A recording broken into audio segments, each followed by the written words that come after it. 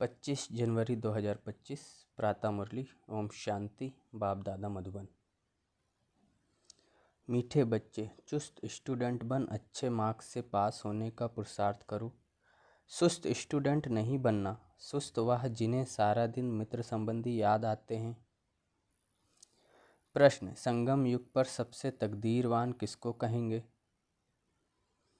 उत्तर है, जिन्होंने अपना तन मन धन सब सफल किया है, वह कर रहे हैं, वो हैं तकदीरवान। कोई कोई तो बहुत मनहूस होते हैं, फिर समझा जाता है तकदीर में नहीं है, समझते नहीं हैं कि विनाश सामने खड़ा है।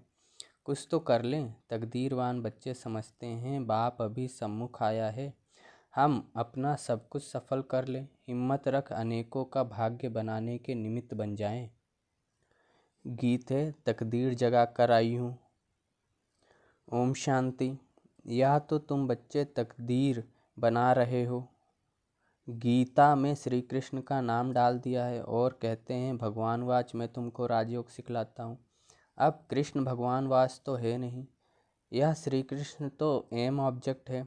फिर शिव भगवान वाच कि मैं तुमको राजाओं का राजा बनाता हूँ, तो पहले जरूर प्रिंस कृष्ण बनेंगे, बाकी कृष्ण भगवान वाच नहीं है। कृष्ण तो तुम बच्चों की एम ऑब्जेक्ट है, यह पाठशाला है।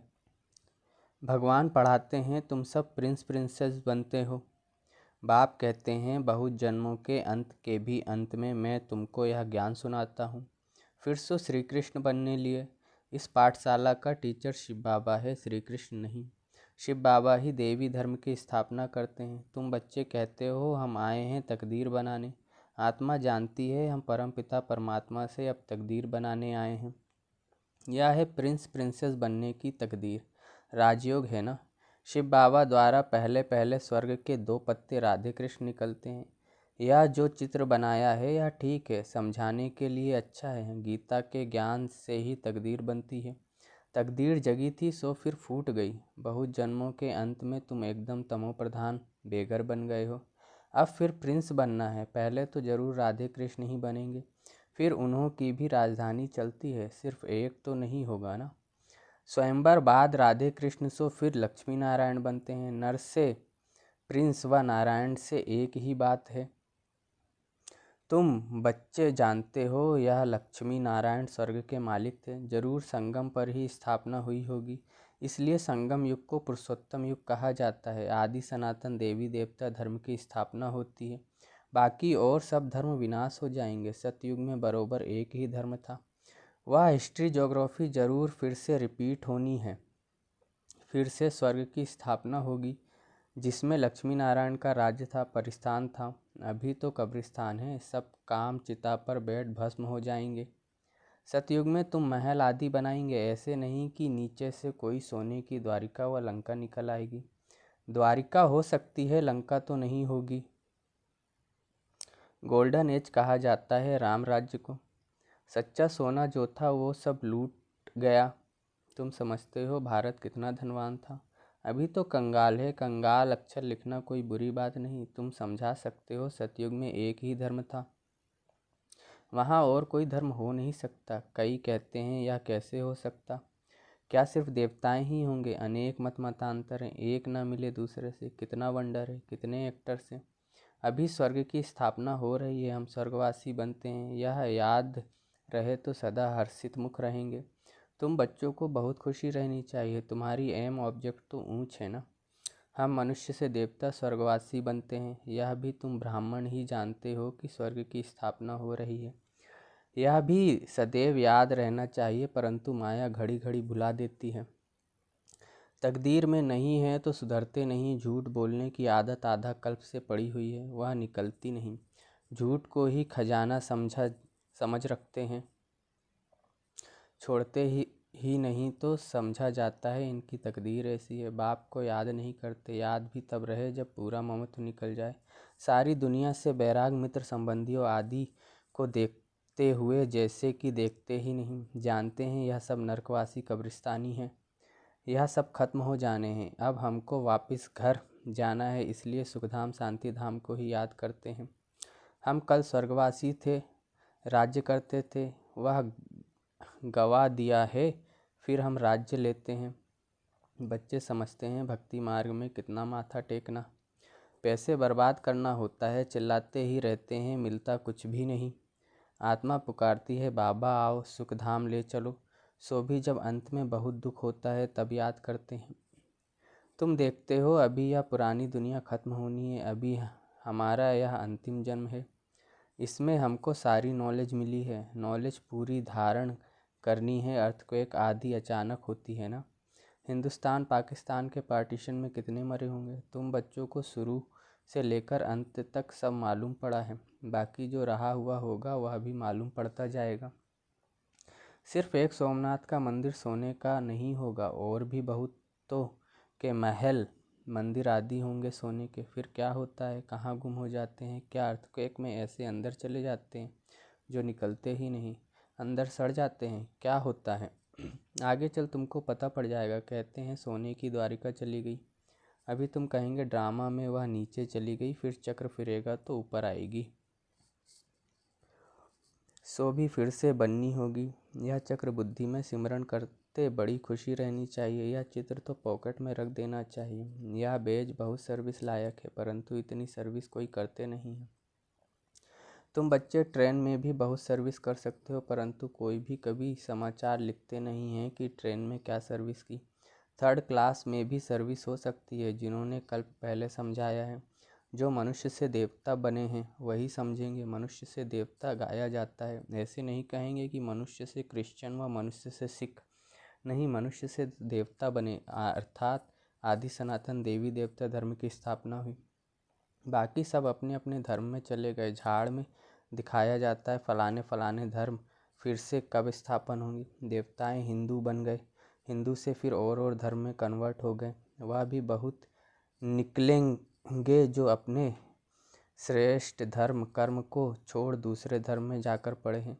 वह निकल आएंगे, पीछे थोड़ा समझेंगे, प्रजा में आ जाएंगे। देवी देवता धर्म में सब थोड़े ही आएंगे, सब अपने अपने सेक्शन में चले जाएंगे। तुम्हारी बुद्धि में यह सब बातें हैं। दुनिया में क्या क्या करते रहते हैं।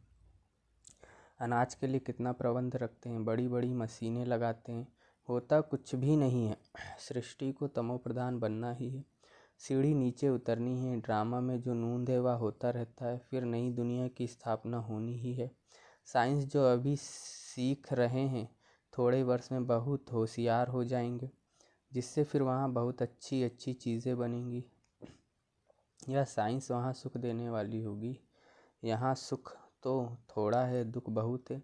इस साइंस को निकले कितने वर्ष हुए हैं। आगे तो यह बिजली गैस आदि कुछ नहीं था, अभी तो देखो क्या हो गया है। वहाँ तो फिर सीखे सिखाए चलेंगे, जल्दी जल्दी काम होता जाएगा। यहाँ भी देखो मकान कैसे बनते हैं, सब कुछ रेडी रहता है, कितनी मंजिल बनाते हैं। वहाँ ऐसे नहीं होगा, वहाँ तो सबको अपनी अपनी खेती होती है, टैक्स आदि कुछ नहीं पड़ेगा। वहाँ तो अथाह धन होता है, ज़मीन भी ढेर होती है, नदियाँ तो सब होंगी, बाकी नाले नहीं होंगे जो बाद में खोदे जाते हैं।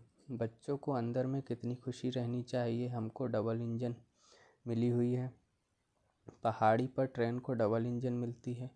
तुम बच्चे भी अंगुली देते हो ना, तुम हो कितने थोड़े, तुम्हारी महिमा भी गाई हुई है। तुम जानते हो हम खुदाई खिदमतगार हैं, श्रीमत पर खिदमत सेवा कर रहे हैं। बाबा भी खिदमत करने आया है। एक धर्म की स्थापना अनेक धर्म का विनाश करा देते हैं। थोड़ा आगे चलकर देखेंगे बहुत हंगामे होंगे। अभी भी डर रहे हैं कहाँ लड़कर बॉम्ब्स न चला दे। चिंगारी तो बहुत लगती रहती है, घड़ी घड़ी आपस में लड़ते रहते हैं। बच्चे जानते हैं पुरानी दुनिया खत्म होनी ही है, फिर हम अपने घर चले जाएंगे। अभी 84 का चक्र पूरा हुआ, सब इकट्ठे चले जाएंगे। तुम्हारे में भी थोड़े हैं जिनको घड़ी घड़ी याद रहती है। ड्रामा अनुसार चुस्त और सुस्त दोनों ही प्रकार के स्टूडेंट हैं। चुस्त स्टूडेंट अच्छी मार्क्स से पास हो जाते हैं, सुस्त जो होगा उनको तो सारा दिन लड़ना झगड़ना ही होता रहता है। बाप को याद नहीं करते, सारा दिन मित्र संबंधी ही बहुत याद आते रहते। यहाँ तो सब कुछ भूल जाना होता है। हम आत्मा हैं, यह शरीर रूपी दुम लटका हुआ है। हम कर्मातीत अवस्था को पालेंगे, फिर यह दुम छूट जाएगा।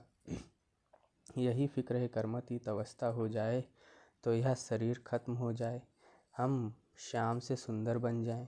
मेहनत तो करनी है ना, प्रदर्शनी में भी देखो कितनी मेहनत करते हैं। महेंद्र, भोपाल ने कितनी हिम्मत दिखाई है, अकेला कितनी मेहनत से प्रदर्शनी आदि करते हैं, मेहनत का फल भी तो मिलेगा ना। एक ने कितनी कमाल की है, कितनों का कल्याण किया है, मित्र संबंधियों आदि की मदद से ही कितना काम किया है, कमाल है। मित्र संबंधियों को समझाते हैं, यह पैसा आदि सब इस कार्य में लगा रख कर क्या करेंगे, सेंटर भी खोला है हिम्मत से, कितनों का भाग्य बनाया है। ऐसे 5-7 निकले तो कितनी सर्विस हो जाए। कोई कोई तो बहुत मनहूस होते हैं, फिर समझा जाता तकदीर में नहीं है, समझते नहीं विनाश सामने खड़ा है, कुछ तो कर लें। अभी मनुष्य जो दान करेंगे ईश्वर अर्थ कुछ भी मिलेगा नहीं। ईश्वर तो अभी आया है स्वर्ग की राजाई देने, दान पुण्य करने वालों को कुछ भी मिलेगा नहीं। संगम पर जिन्होंने अपना तन मन धन सब सफल किया है, वह कर रहे हैं, वह है तकदीरवान, परंतु तकदीर में नहीं है तो समझते ही नहीं। तुम जानते हो वह भी ब्राह्मण है, हम भी ब्राह्मण हैं, हम हैं प्रजापति, ब्रह्मा, कुमार, कुमारियाँ, इतने ढेर ब्राह्मण, वह है कुकवंशावली, तुम हो मुखवंशावली। शिव जयंती संगम पर होती है। अब स्वर्ग बनाने लिए बाप मंत्र देते हैं, मनमना भव, मुझे याद करो तो तुम पवित्र दुनिया का मालिक बन जाएंगे। ऐसे युक्ति से पर्चे छापने चाहिए, दुनिया में मरते तो बहुत है ना, जहाँ भी कोई मरे तो वहाँ पर्चे बांटने चाहिए। बाप जब आते हैं तब ही पुरानी दुनिया का विनाश होता है और उसके बाद स्वर्ग के द्वार खुलते हैं। अगर कोई सुखधाम चलना चाहे तो यह मंत्र है, मनमना भव। ऐसा रसीला छपा हुआ पर्चा सबके पास हो, शमशान में भी बांट सकते हो। बच्चों को सर्विस का शौक चाहिए, सर्विस की युक्तियाँ तो बहुत बतलाते हैं। यह तो अच्छी रीति लिख देना चाहिए, एम ऑब्जेक्ट तो लिखा हुआ है, समझाने की बड़ी अच्छी युक्ति चाहिए। अच्छा, मीठे मीठे सिकलधे बच्चों प्रति माता पिता बाप दादा का याद प्यार और गुड मॉर्निंग। रूहानी बाप की रूहानी बच्चों को नमस्ते। मुझ रूहानी बच्चे की रूहानी माता पिता मम्मा बाबा बाप दादा को याद प्यार गुड मॉर्निंग और नमस्ते। शुक्रिया बाबा, शुक्रिया आपका, पद्मा पदम गुणा, शुक्रिया। धारणा के लिए मुख्य सार। पहला है, कर्मातीत अवस्था को प्राप्त करने के लिए इस शरीर रूपी दुम को भूल जाना है। एक बाप के सिवाय कोई मित्र संबंधी आदि याद ना आए या मेहनत करना है। दूसरा है, श्रीमत पर खुदाई खिदमतगार बनना है, तन मन धन सब सफल कर अपनी ऊंच तकदीर बनानी है। वरदान है, कर्म भोग रूपी परिस्थिति की आकर्षण को भी समाप्त करने वाले संपूर्ण नष्ट मोहा भव। अभी तक प्रकृति द्वारा बनी हुई परिस्थितियां अवस्था को अपनी तरफ कुछ न कुछ आकर्षित करती हैं। सबसे ज़्यादा अपनी देह के हिसाब किताब रहे हुए कर्म भोग के रूप में आने वाली परिस्थिति अपने तरफ आकर्षित करती है। जब यह भी आकर्षण समाप्त हो जाए तब कहेंगे संपूर्ण नष्ट मोहा। कोई भी देह की व देह के दुनिया की परिस्थिति स्थिति को हिला नहीं सके, यही संपूर्ण स्टेज है। जब ऐसी स्टेज तक पहुँच जाएंगे तब सेकंड में अपने मास्टर सर्वशक्तिमान स्वरूप में सहज स्थित हो सकेंगे। स्लोगन, पवित्रता का व्रत सबसे श्रेष्ठ सत्यनारायण का व्रत है, इसमें ही अतीन्द्रिय सुख समाया हुआ है। अपनी शक्तिशाली मनसा द्वारा साकार देने की सेवा करो।